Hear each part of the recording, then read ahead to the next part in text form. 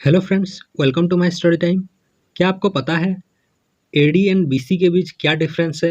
BC and सी के बीच क्या difference है? तो आज के इस वीडियो में हम इसी टॉपिक के ऊपर बात करेंगे। अगर आपने अभी तक हमारे चैनल को सब्सक्राइब नहीं किया तो चैनल को सब्सक्राइब कर लीजिए। वीडियो पसंद आए तो वीडियो को लाइक कर दीजिए एंड शेयर कर दीजिए। तो चलिए आज का ये वीडियो शुरू करते हैं। क्या आपको पता है डेट को मेजर करने के लिए जो ग्लोबल रेफरेंस है या फिर जो स्टैंडर्ड रेफरेंस है वो है Gregorian calendar. The Gregorian calendar is the global standard for the measurement of dates. यानी कि ग्रेगरियन कैलेंडर को ग्लोबली एक्सेप्ट किया गया है डेट को मेजरमेंट करने के लिए। तो आइए देखते हैं बीसी एंड एडी में क्या डिफरेंस है। BC stands for before Christ and AD stands for Anno Domini. Anno Domini का मतलब होता है in the year of the Lord. ठीक है, तो कोई व्यक्ति अगर किसी पॉइंट पर जन्म लेता है तो उसे एक स्टैंडर्ड रेफरेंस देने के लिए पहले ऐसा कोई मापदंड नहीं था। तो ईयर 525 में डायनासियस एक्जिगियस एक क्रिश्चियन मॉन्क थे। उन्होंने क्या किया, जेसस क्राइस्ट का बार्थ को एक स्टैंडर्ड रेफरेंस मानना शुरू कर दिया। उन्होंने जेसस क्राइस्ट का बार्थ ईयर को एक सेंटर में रखा और उनके पहले का जो समय था उसे मानने लगे बिफोर क्राइस्ट, एंड उनके जन्म के जो आने वाला समय है, आगे का समय जो होगा उसे मानने लगे एनो डोमिनी। ठीक है, तो ऐसे बना before Christ and Anno Duminy.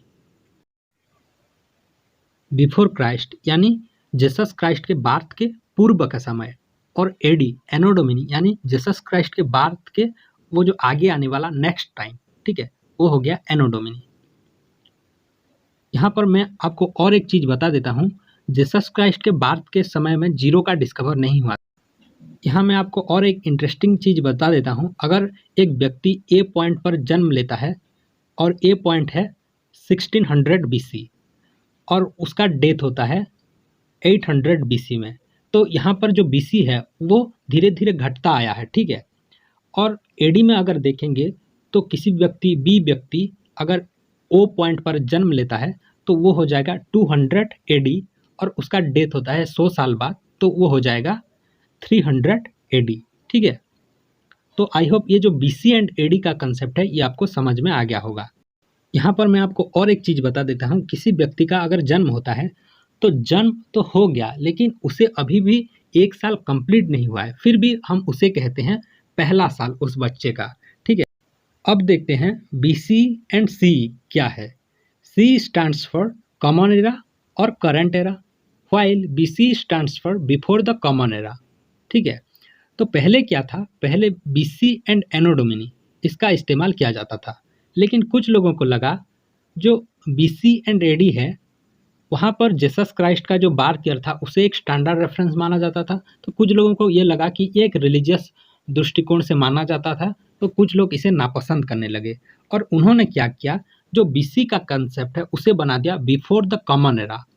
जो जेसस क्राइस्ट के बार्थ का पहले का समय को उन्होंने बना दिया BC before the common era, and जो एडी था उसे बना दिया उन्होंने कॉमन एरा। ठीक है,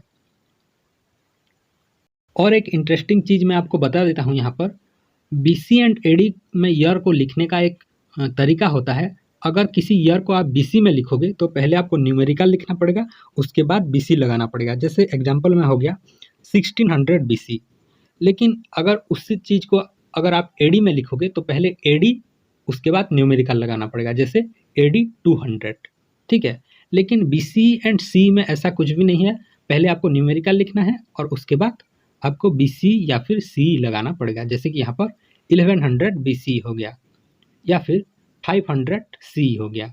ठीक है, तो आई होप ये जो BC and AD and BC and C इसका कंसेप्ट आपको समझ में आ गया होगा। तो वीडियो पसंद आए तो वीडियो को लाइक कर दीजिए, शेयर कर दीजिए and my study time YouTube channel को सब्सक्राइब कर लीजिए।